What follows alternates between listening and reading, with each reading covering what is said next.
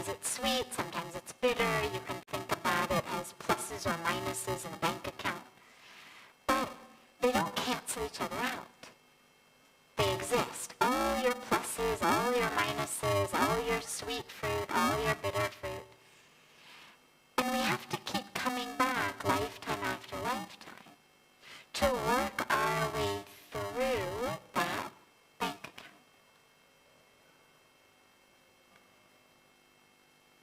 With the soul, as it travels from body to body, from life to life, also travels that which we call the sukshma sharir, or the subtle body.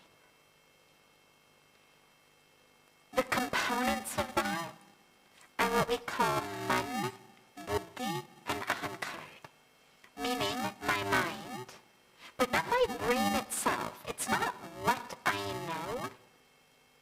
It's the impressions upon my mind.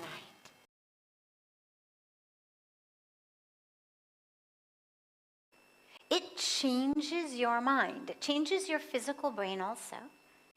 But it also actually changes your mind. How you move through the world changes. We've got all the science now to show it, that meditation actually changes the physical brain, the mind. So the mind, when we say man, we don't mean the facts, the figures, the skills, the abilities, the experiences, not my actual learnings, memories, but the energetic aspect upon which patterns have come. In Hindi, we speak about them as sanskaras, impressions. They're the energetic equivalent of a neural network or a neuronal pattern. Neurons exist only in the brain, but the energetic counterpart to that is sanskaras on the actual energetic mind. So that travels. It's the sadhana you do, the meditation you do, the prayers you do, the seva you do, the growth of the mind that you do, stays with you, lifetime to lifetime, which is great. So we're not just benefiting ourselves in this lifetime. It stays with you. Man, buddhi, ahankar, the mind, the intellect, and the ego. Again, what I know. Or who studied the Foundation 101, 3 minutes of what you need to know to get to the answer of the question, and why it's a bit tricky. The part of me that knows you is my brain. It's an interesting philosophical question. Where does knowing someone exist? When you know someone and you love them, it feels like you know them in the aspects of your body, in your being, in your soul, in your intuitive heart, much more than just your brain. And yet, when we develop diseases like Alzheimer's, dementia, get brain damage, people forget. After her stroke, my mom knows basically no one. And it's very interesting because we would love to believe that knowing is there. And on some level, some aspects of it are. But I would be lying to you as both a scientist and a spiritual person if I said, oh yeah, all her knowing is there, she just can't access it. Most of it's no longer there. And all that happened is she got a severe cerebral hemorrhage. Now, this is why this is important. Because if we're talking about knowing someone from a past life and meeting them, the question is, which part of you was with them in a past life that's here now? The man, buddhi, and ahankar, your subtle body, was there, but that's not the place where these sorts of memories are stored. What you learned from them is still with you. The lessons, the experiences, the depth that you went through, the experience of having loved in the way that loving changes you, the pain or joy through betrayal or loyalty, those lessons as impressions stay with you. But the story and the narrative and all of the characters and the plots are gone. They are a product of the brain. They're gone when we have brain damage, they're gone in Alzheimer's, they're gone in dementia, and they are most certainly gone when our brain has been cremated and is over. So, can you meet someone from a past life? Absolutely.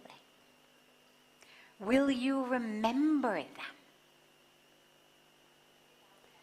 Probably not. Now,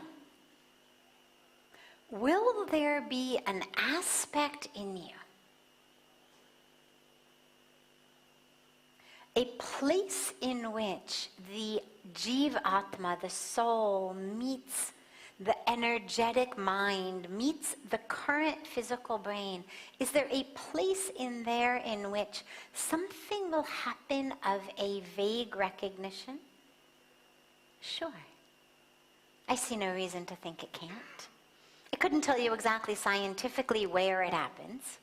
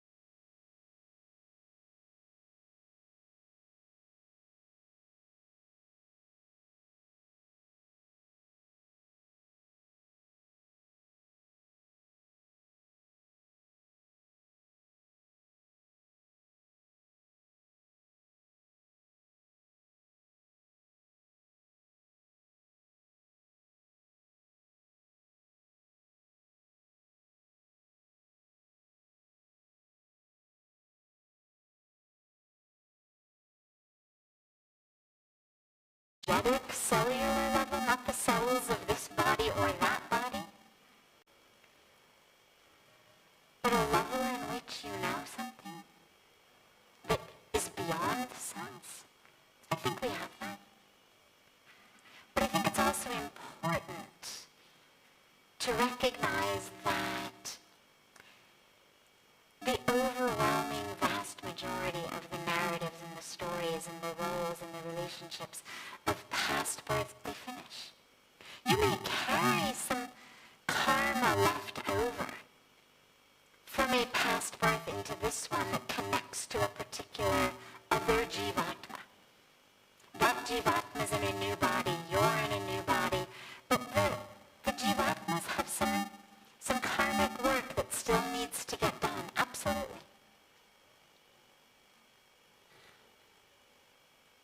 So if that ever happens to you, just acknowledge it, bow to it. See what the lesson may be in it. If this was a person from a past life, why have they come into this birth? It means there's still something to be worked out, something to be learned. Ask yourself, what is it?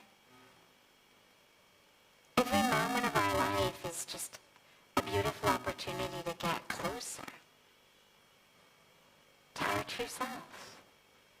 And so if you're having an experience of being with someone you know but you don't know, rather than having your brain drive itself crazy over it, just say to yourself, okay, wonderful. So there's probably a lesson here. There's probably some karmic work to be done. Let's do it. Other questions? Yes.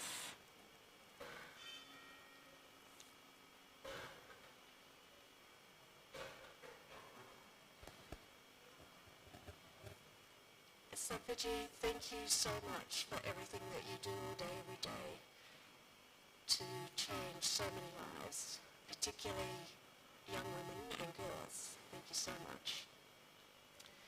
My question's about service, and as we put so much time into our spiritual health, and we spend so much time in meditation practice and yoga practice, I'm not hearing much about seva, and maybe that's just a Western perspective, and of course it benefits humanity, but I would love your perspective on the deeper meaning and significance of seva. Great.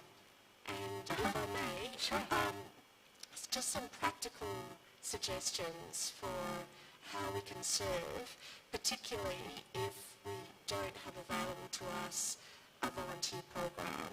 And of course we're going to care for our family and friends and neighbours, but what are some other practical ways that we can serve and then integrate that into our lives? Great. The deeper meaning of seva. And how do we integrate that in our lives? So first of all, seva is critical. It's a critical component of a spiritual path.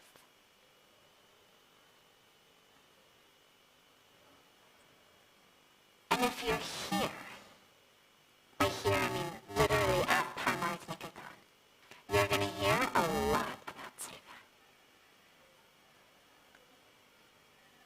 It's critical for many reasons. I'll give you a few different ways in. So in the Bhagavad Gita, Bhagavan Krishna speaks about 3 plus 1s, we'll hold for it, paths to the divine. 3 he emphasizes a lot. The 4th there's so many other teachings on. He emphasizes on Bhakti Yoga, path of devotion, Jnana Yoga, path of wisdom, and Karma Yoga, path of action. The 4th is Raja Yoga, which is your seated practice of your, what we would call your meditation, your yoga, meaning with the body.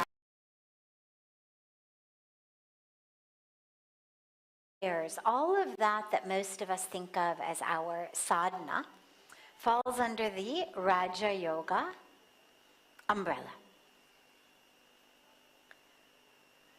And he speaks passionately about Bhakti Yoga, connecting to the divine through love and devotion. Jnana Yoga, connecting to the divine through wisdom. Who am I? Understanding the truth of who we are. And Karma Yoga, the yoga of action, in which every single thing we do is a path to the divine. The very act of action is a path to the divine.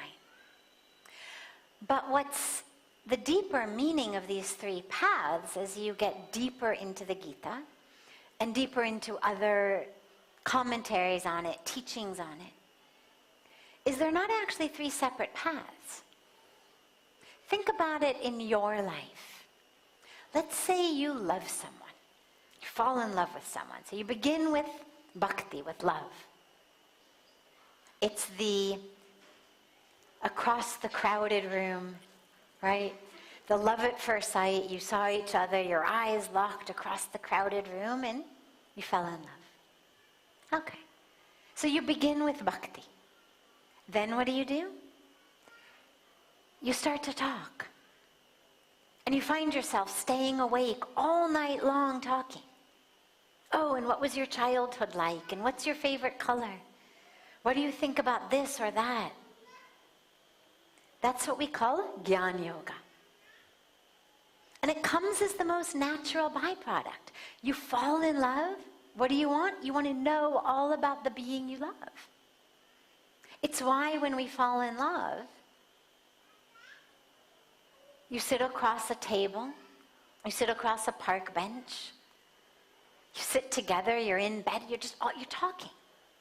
You want to just know more and more. Tell me about this. So bhakti leads to jnana. And if you don't have any interest in knowing anything about the person you love, that is what we call lust. That is not love. From love also spurs action. Spontaneously you find yourself cooking breakfast in bed for the loved one. You find yourself stopping on the way home to buy flowers or pick flowers. Just spontaneously, you're doing things for the one you love. It's the most natural outcome. They go together. And I'm not going to take up all of our time doing this, but you could get the same way by starting with karma or by starting with jnana. Wherever you start, you get to the other ones. So seva is a practice of karma yoga. Seva is not just volunteer work. I'm all in favor of volunteer work. It's wonderful. It helps our planet. It's a beautiful way to work with depression and sadness, get out of yourself. I mean, it's wonderful. But seva is actually much, much deeper, and it's different. Seva is a spiritual practice. Volunteer work is based on what does that person need? And it's just that. I'm the giver, they are the receiver. I am ladling soup into a bowl, you are a homeless person I'm feeding. I am the feeder, you are the eater. I am the giver, you are the receiver. I am the one who has, you are the one who has not. In seva, it is a spiritual practice that purifies our buddhi, our intellect, and our mind. Remember, these are the things that go with the soul, so you're stuck with them life after life after life. Seva is a practice that purifies it. Seva is that which enables us to see the self in others. There is no giver, there is no receiver. There are no haves or have-nots. I may still be ladling soup into a bowl. That may be my seva. But if I'm doing it as a volunteer, it's, yeah, this is how I spend my Saturday mornings because, you know, we've been so privileged and I want to give something back. That's great. It's noble. It's wonderful. And it's still on a kind of a superficial level of my story in this body. Again, nothing wrong with it. It's wonderful. And yet, you can go deeper. Seva is, thank you for playing the role of the hungry guy so that I can have the opportunity of serving. So that as you appear to me holding a bowl, I can have the opportunity of doing the work to see myself in you. You see the difference? Seva is all about the purification of my mind, my vision, myself. It is why so many of the ashrams, monasteries, give seva that is quite literally, objectively, beneath every single person who comes. What is the seva they get given? Cleaning toilets, sweeping the floor, washing dishes. Not your own dishes, other people's dishes. Cleaning other people's poopy toilets. Not your own. Why? Not because they don't have the money to hire cleaners, but because there's nothing quite so powerful at removing that ahankar, that ego, which remember is part of the package that travels with the soul, than being someone with an MD or a PhD or $1 million on your hands and knees cleaning someone else's poop. Now, here at Parmarth Niketan, we have a bit of a different philosophy, which is actually we would rather hire people who need the money, who don't have other skills, and who otherwise would be impoverished, homeless, without access to anything. Give them that work, and give tasks in seva that are actually more in alignment with skills and abilities that people have. It's a different philosophy.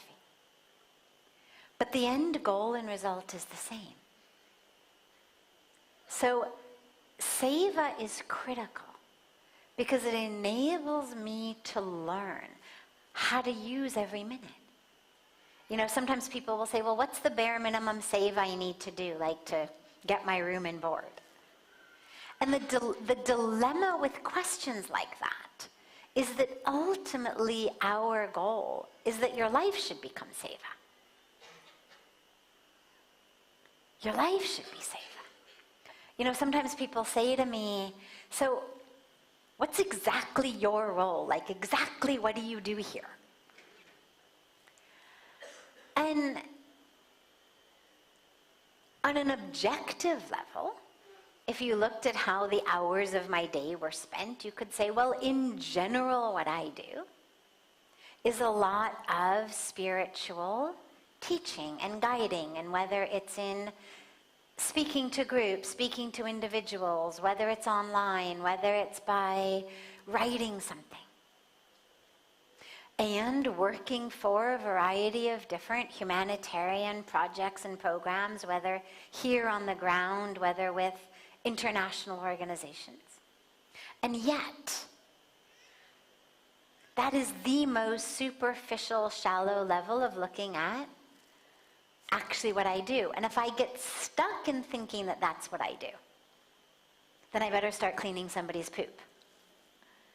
Because that is not in alignment with ultimately, on the highest, deepest purpose, the reason I'm here. Which is for that purification. So the honest, deep answer of what do you do is that which needs to be done in that moment. What does the moment require of me? And sometimes what the moment requires is a teaching. Sometimes what the moment requires is a hug. Sometimes what the moment requires is a room. You know, my favorite way of thinking about this is they've changed now in the most recent construction situation. They've changed where the door to my office is, but the door to my office used to be right at the very entrance to the reception. And if I forgot to lock it, people would wander in every once in a while. And I think about, you know, the case of a guy, an old man, a very poor man who's traveled for God knows how many days, sitting on the back of bullock carts, sharing the cart with sugarcane, or traveling on foot, or traveling in, a crowded rickshaw. Because we are running a free medical camp, and his daughter or his wife or his sister or his mother or his son or whoever it is needs a free cataract operation, and they don't have the money to get it done, or at least not done well, and we've got a free medical camp happening, and we've got doctors from all over the world doing free cataract operations, and he sees the advertisement in his local newspaper, and so he comes. And he wanders in accidentally to my office because there's nobody in the reception at that moment.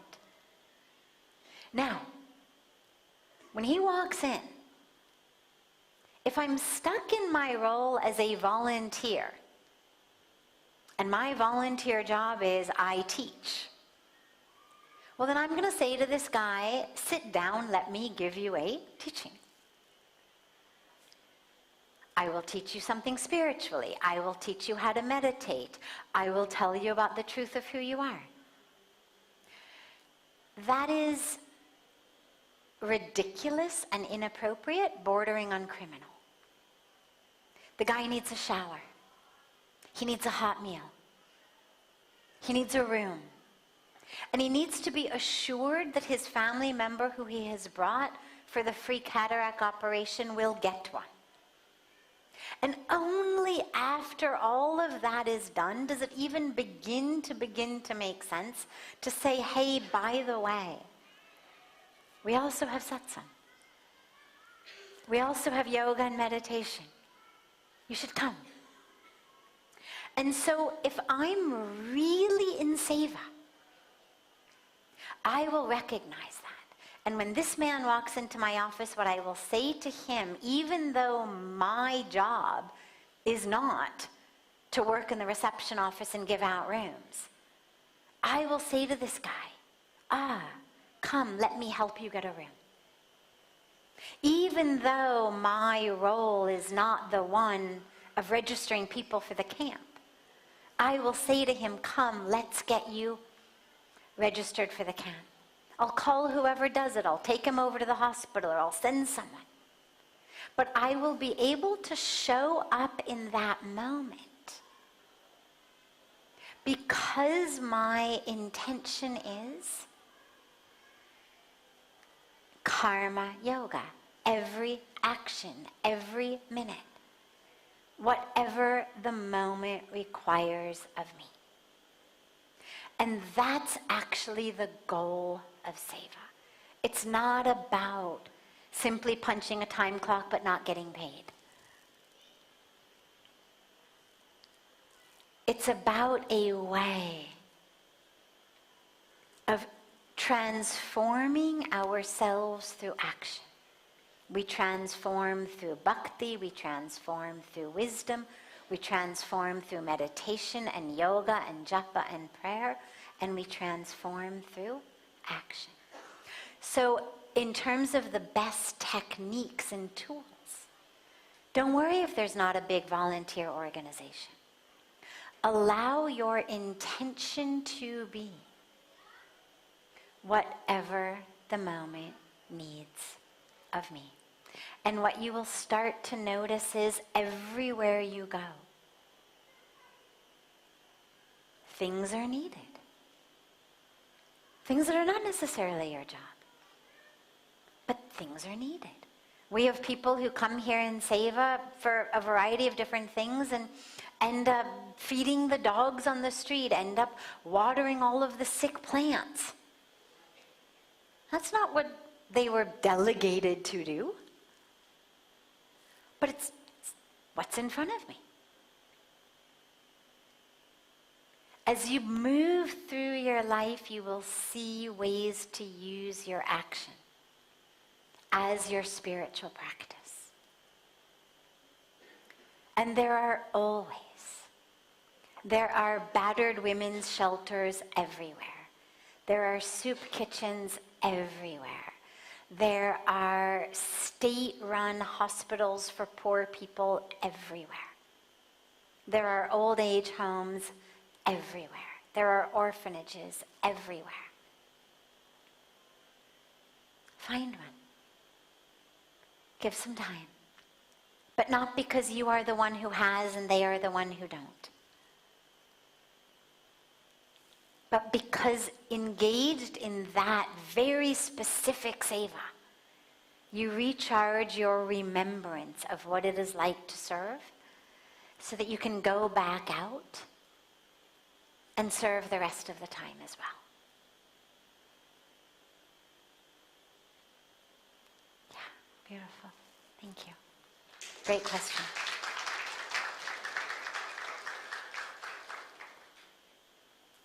Other questions?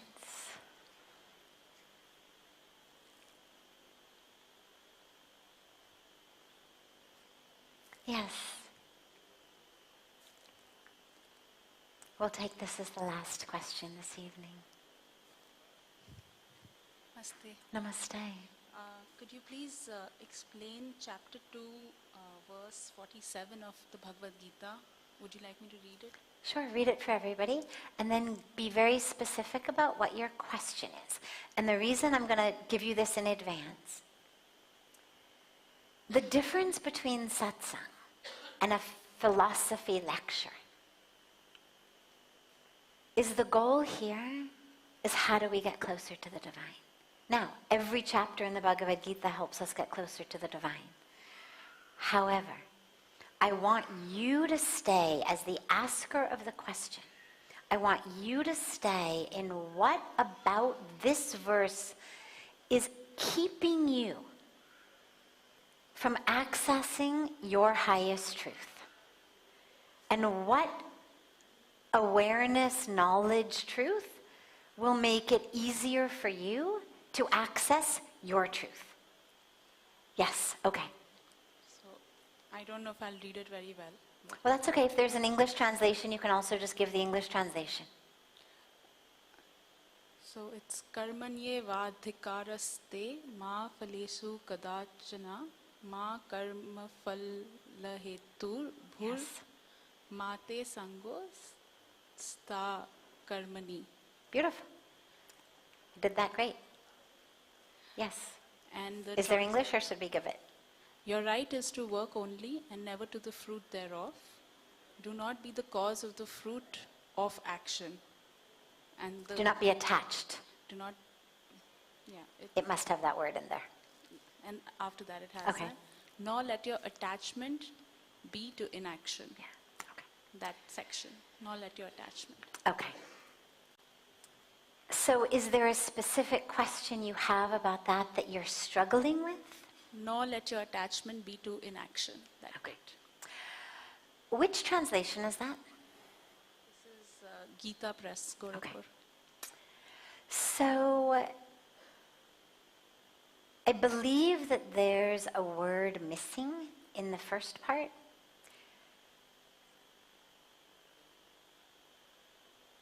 Attachment should be there in the first part as well, where it speaks about the fruit of your labor. Here's the core teaching there, and here's why it's important for all of us. When most of us act, whatever we do,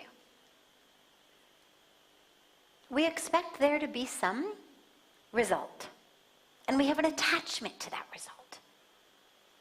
It could be something very material. I went to work, I punched my time clock, I should get my salary.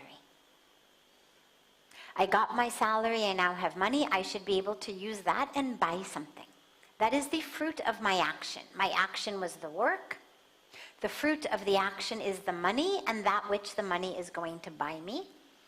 And if I go deeper, the happiness that I think I'm going to get from that thing that the money is going to buy me.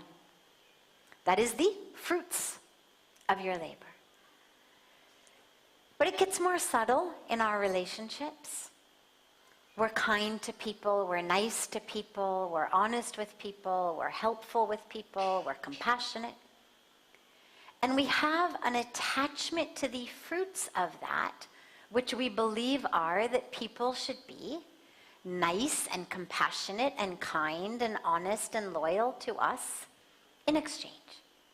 Or at least that they should be appreciative of how we are to them. That there should be some fruit that comes from that. And on a spiritual level, I sit to meditate every day. Damn well better get enlightened. Right? Attached. I'm doing the work. Better get the fruits. Right? We weigh like this course, this, that, like which is gonna give me enlightenment faster.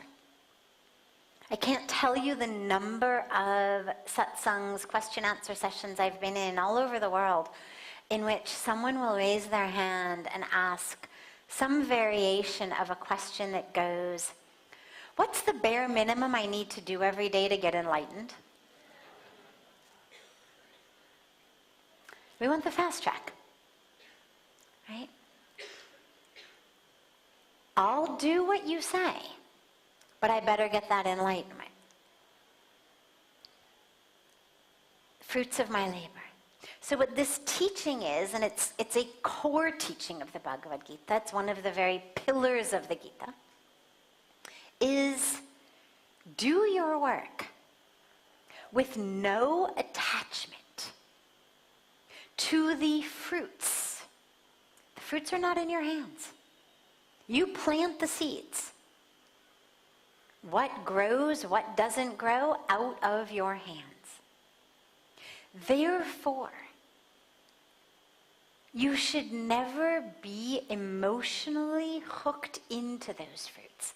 Because when we're attached to something, and this is where we come to the, what does this mean for me and how does it impact me on my life, other than philosophy? We lose ourselves. We become miserable. We're frustrated. We're depressed. I've done this. I should get this in return. He says, no.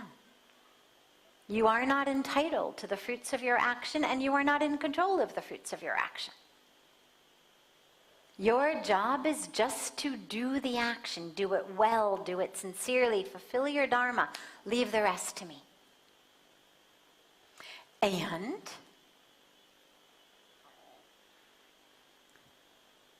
do not be attached to inaction. Because remember that Arjuna, in the beginning of the Bhagavad Gita, when he gets scared that he's going to accrue all of this negative karma from engaging in this battle, he basically says to Bhagavan Krishna, forget it, I'm not going to act. And Bhagavan Krishna says, no such luck. You can't not act. Acts of omission are actions just as much as acts of commission. That which I do is just as much an action as that which I fail to do or neglect to do. So do not get attached to inaction. Neither the fruits of the action nor inaction. Your job is very simple.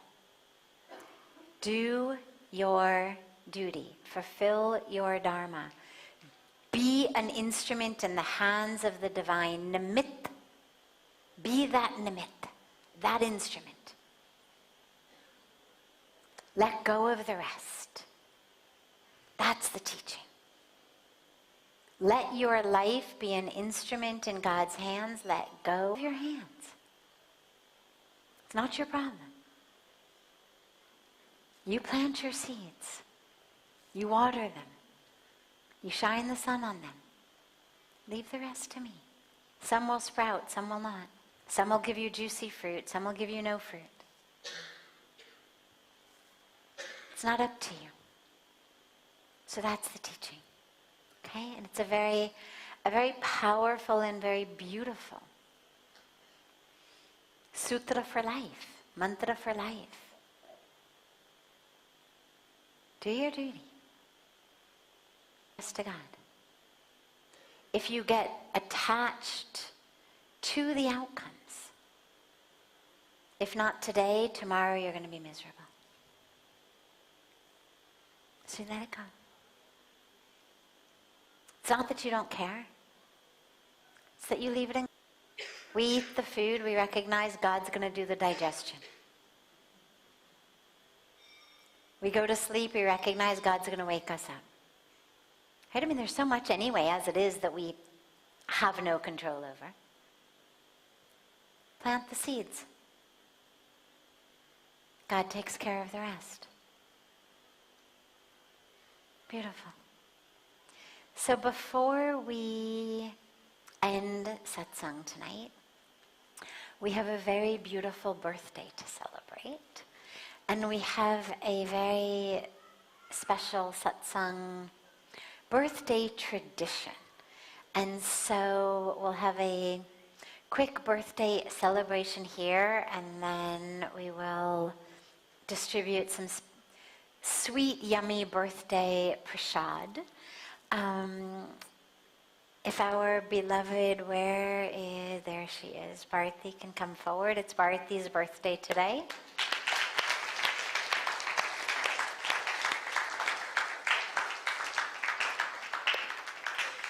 Bharati is a beautiful, beautiful sister of our Parmarth family, and today is her beautiful birthday.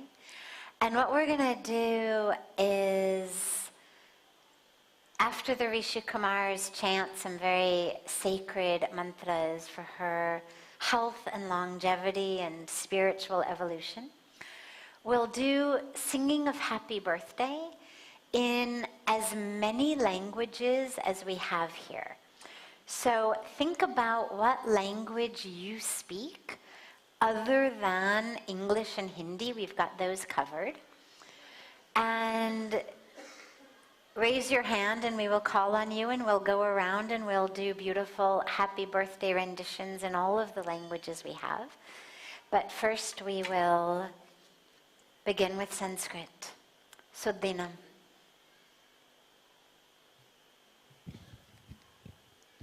Sudinam, Sudinam, Janmadinam, Tava Bhavatu Mangalam, Janmadinam, Tava Sudinam, Sudinam, Janmadinam, Tava Bhavatu Mangalam, Janmadinam, Tava Vijai Bhava Sarvatra Sarvada, Bhavatu Mangalam, Janmadinam, Sudinam, Sudinam, Janmadinam, Tava Bhavatu Mangalam, Janmadinam, Tava Bhavatu Mangalam, Janmadinam, Tava Om Dirghayuscha Okhade Kanita Jasme Chatva Khanamyaham Atostvam Dirghayurbhutva Satbalasa Birohatata. Beautiful. So we'll begin our birthday song rendition with English, because everybody can do that. And then just raise your hand, come over to the mic, get in line with all of the different languages that we have. And one by one, we will celebrate her in all of our global languages. But first, let's sing to her in English together. Happy birthday to you. Happy birthday to you. Happy birthday, dear Bharti. Happy birthday to you.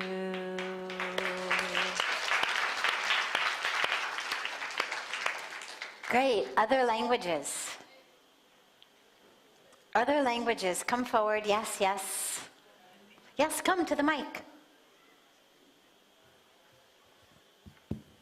Parabéns pra você nessa data querida, muitas felicidades, muitos anos de vida.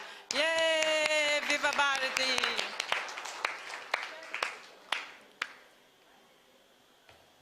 Just one second. For those of you who are going, Karuna Sweetie, make sure they get laddus before they go. Yes. Yes. Yes, what language are you going to sing? In Spanish. Okay.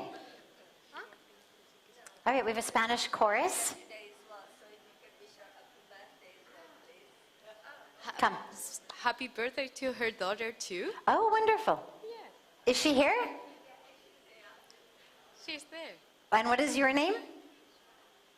Wonderful. Wonderful. Why don't you come forward too? Happy birthday. Come forward. Come, come, come. Yes, happy birthday in Spanish. Cumpleaños feliz, te deseamos a ti. Cumpleaños a las dos. Cumpleaños feliz y muchos más.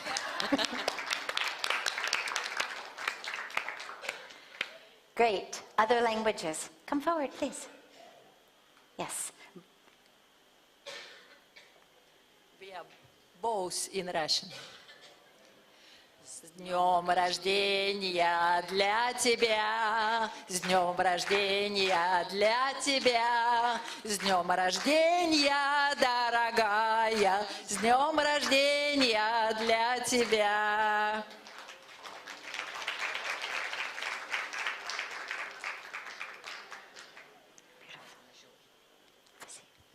New Zealand Māori.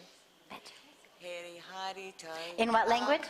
New Zealand Māori. Oh, New Zealand Maori. Wonderful, an indigenous language.